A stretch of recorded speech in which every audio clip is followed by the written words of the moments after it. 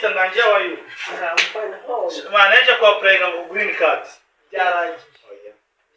Yes, one! Yarangiye. Oya mfite bisi bigerageza no kwenda bizo kwabura network we nabo tutabyemera. Yarangiye po. Byarangiye nabo bemera kwa applying. Nase kama foto nari nyafite yanjye bamfoto yemeza. Amafoto nta kintu yakora none hanga byarangiye. Unako zajya muri Amerika? Ubuta. Iwe. Nagati pusho mapito mwaku.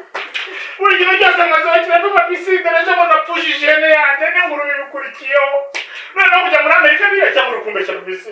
Yarangiye bro. Abona. Nyiri byaga imbwa ziramwoni rero nanjye ntabwo zinyene ntabwo zindi ibirenge kandi igende.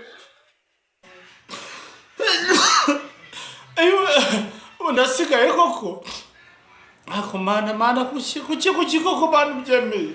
Ubu ndasigaye uko nabishakaga nabibikorere. Naragerageje kwa applyinga. None ngo kwa applyinga byarangiye mani. Mega gahinda ukaraje. Abanyamerika bwe ntari mutware ntuza green card zanyu. Uziko ngiye kwa applyinga bakangatira ngo ni era. Mumparata mumbwiza abantu ba TikTok ndabazi mugira ibintu byinshi mamuzi. Ngo byarangiye. Agahinda karanyishe ubusinzi ukuntu ndi bubigenze.